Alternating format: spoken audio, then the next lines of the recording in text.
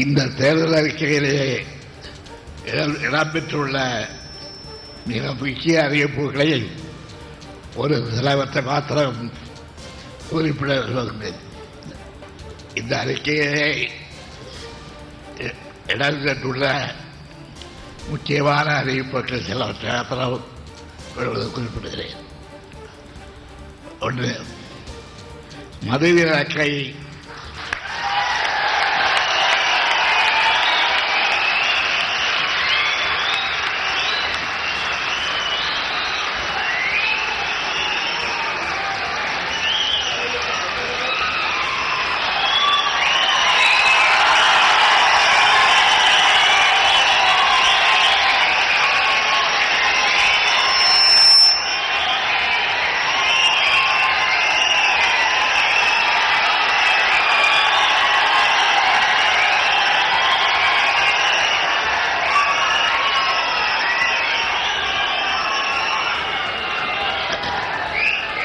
மதுவிலக்கை நடைமுறைப்படுத்த சட்டம். அடுத்தது லோக் ஆயுக்தா சட்டம்.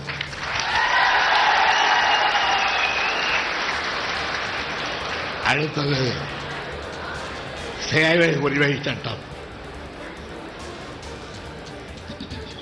அடுத்தது வேளாண்மைக்கு தனியாக நிதி இருக்கு.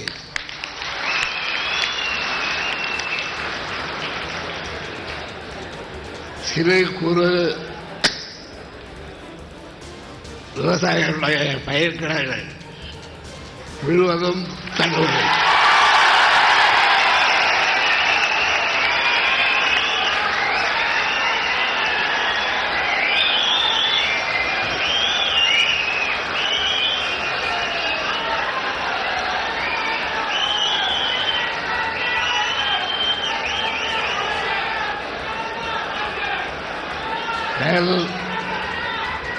குவிண்டால் ஒன்றுக்கு குறைந்தபட்ச ஆதார விலையாக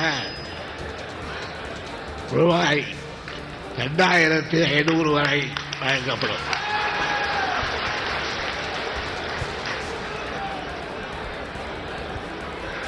கரும்பு டன் ஒன்றுக்கு 3500 ரூபாய் வழங்கப்படும்.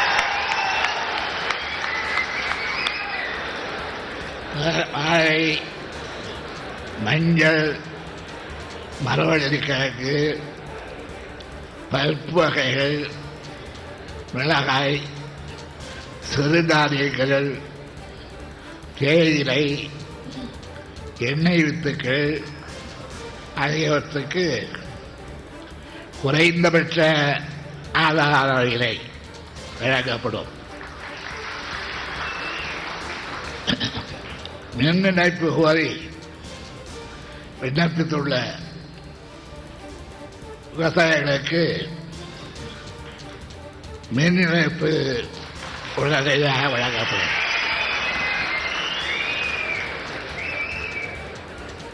விவசாயிகளுக்கும் விவசாய தொழிலாளர்களுக்கும் ஆண்டுதோறும் வேட்டி சேலையோடு பொங்கல் பரிசு 500 ரூபாய் வழங்கப்படும். 100 நாள் வேலை திட்டத்தில் விவசாய பணிகளுக்கு மேலும் 50 நாட்கள் சேர்த்து 150 நாட்கள் என புதிய சட்டம் கொண்டு வரப்படும்.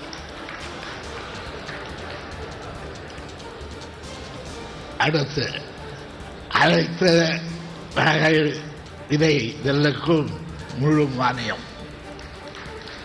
சிறு குறு விவசாயிகள் புதிய மின் மோட்டார் வழங்கும் போது 10,000 ரூபாய் வரை மானியம் வழங்கப்படும். விவசாய நிலங்களை அரசு கையகப்படுத்தும் திட்டத்துக்கு மறுப்பு தெரிவிக்கப்படும். தனிநபர் விளைநிலங்களில் இயற்கை சீற்றத்தால் ஏற்படும் அதிர்ப்புக்கு இழப்பீடு வழங்கப்படும். கிருஷ்ணகிரியில் தோட்டக்கலை பல்கலைக்கழகம். அடுத்தது நீர்ப்பாசனத்துறைக்கு தனி அமைச்சகம்.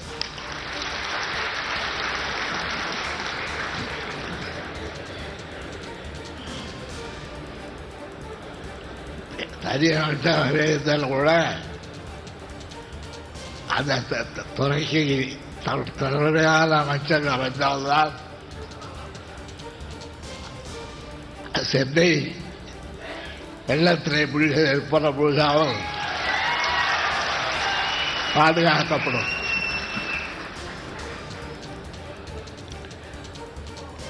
நீர் மேலாண்மை ஆணையம் அமைத்திட சட்டம் கொண்டு வரப்படும். 10,000 கோடி ரூபாய் செலவில் தமிழகத்தின் பாரம்பரிய நெறிநிலைகளை தூர்வாறுதல், புதிய கால்வாய்கள் அமைத்தல், பாசன வசதி மற்றும் குடிநீர் வசதியை பெருக்குதல் எல்லாம் செய்யப்படும். 2,000 கோடி ரூபாய் ஒதுக்கீட்டில் 200 தடுப்பு அறைகள் கட்டப்படும். சென்னை பெருநகர் வெள்ளத்தடுப்பு மேலாண்மை குழு அமைக்கப்படும். வெள்ளத்தடுப்பு மேலாண்மை குழு இருந்ததால் சென்னை இப்பொழுது பாழாகக்கூடிய நிலைமை ஏற்பட்டிருக்காது. குழு இருந்தாலும் மாத்திரம் போதாது, அந்த குழுவை நடாத்துகின்ற அமைச்சர்கள், அரசு இவர்களெல்லாம் கூட மழை வெள்ளம் பாய்ந்து மாநகரையே சீர்குலைக்கும் போது வெளியிலே வராமல் இருந்தால் அது என்ன ஆகின்றது? நானே கடந்த காலத்திலே இல்லை, நிகழ்காலத்திலே கண்டது நிதர்சனமான உண்மை.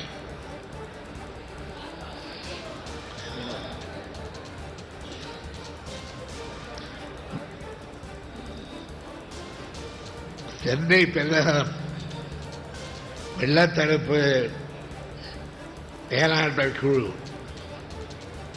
அடுத்தது மீனவர்களுக்கு 5 லட்சம் வீடுகள்,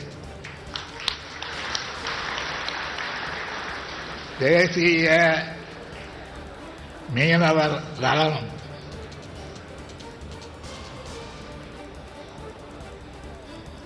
ஆணையம் அமைக்க வலியுறுத்தப்படும்.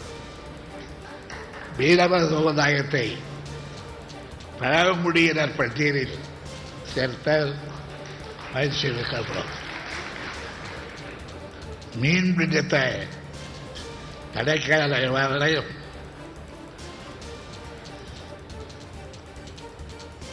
மீன்பிடித்த தடைக்கால நிவாரணம் 5000 அந்த சமுதாயத்தை பழங்குடியினர் பட்டியலில் சேர்த்து சேர்க்கப்படும்.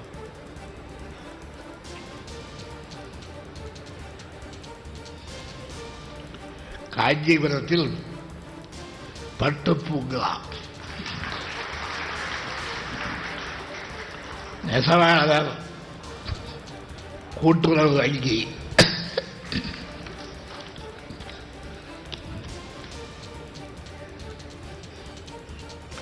கைத்தறி நெசவாளர்களுக்கு 200 யூனிட் இலவச மின்சாரம், விசைத்தறியாளர்களுக்கு 750 யூனிட் இலவச மின்சாரம், நெசவாளர்கள் நிறுவுகின்ற மானியம் 3 லட்சம் ரூபாய். 10 ஆண்டுகளுக்கு மேல் தற்காலிக பணியிலே உள்ள அனைத்து பணியாளர்களுக்கும் பணி நிரந்தரம்.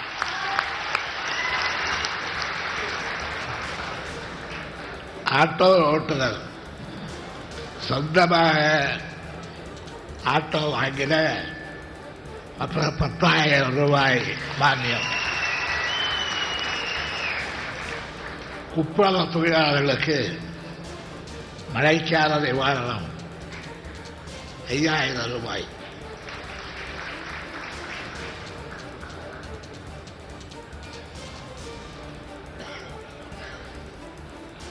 புதிய கல்வி கவுன்சில் 25 லட்சம் மாணவர்களுக்கு திறன் மேம்பாட்டு பயிற்சி.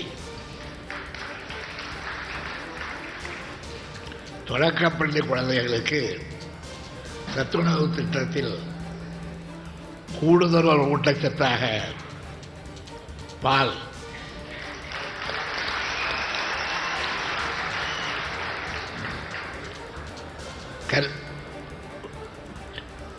பள்ளி கல்வியில் அளிக்கப்படும் இந்த சலுகையை தொடர்ந்து கல்வி காலங்கள் முழுதும்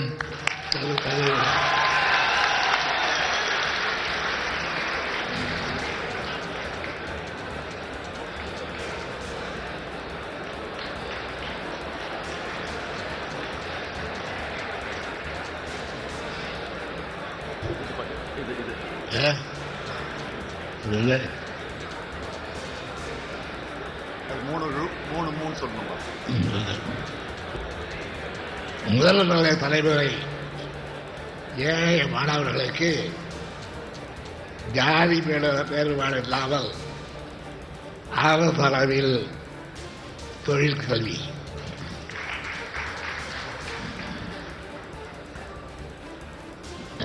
கலந்தாய்வு முறையில் தேர்வு செய்யப்பட்டு கட்டணம் செலுத்த முடியாத ஏழை எளிய மாணவர்களுக்கு தொழிற்கல்வி கட்டணத்தை அரசே செலுத்தும்.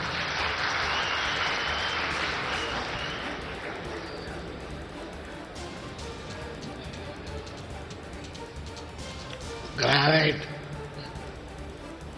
தாழ்ந்த மணல் ஆகிய அகழ்வ தொழில்களை 2 லட்சம் ஏழையில்லா இளைஞர்கள் பங்கேற்போடு அரசு வணிகப் பணிகளை மேற்கொள்ளும்.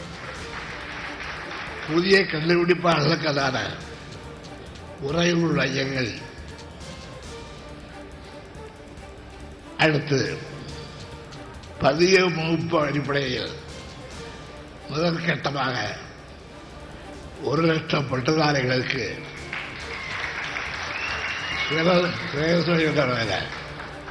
சுய தொழில் தொடங்க 1 லட்சம் ரூபாய் வரையில் மானியம்.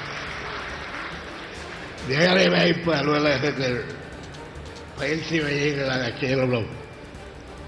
மாவட்ட வாரியாக ஆண்டுதோறும் வேலைவாய்ப்பு முகாம்கள் நடத்தி ஆண்டு ஒன்றுக்கு 1 லட்சம் பேருக்கு தனியார் துறைகளில் வேலை வாய்ப்பு. அரசு துறைகளில் காலியாக உள்ள 3 லட்சம் காலிப்படையில் இடங்கள் அனைத்தும் நிரப்பப்படும்.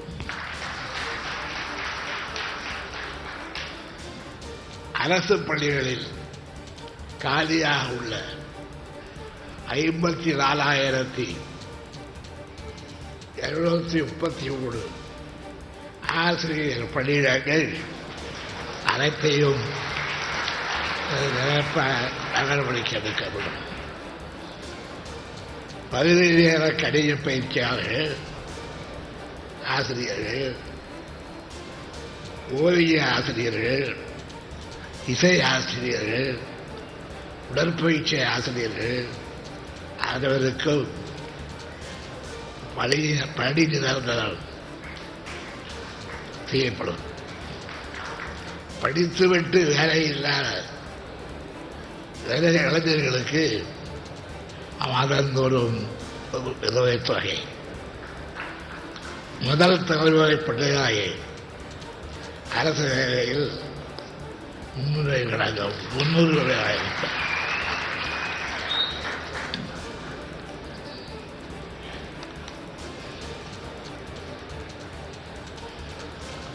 தொழில் முனைவோருக்கு 100 நாட்களுக்குள் ஒற்றைச்சாளர முறையில் அனுமதி வழங்கப்படும்.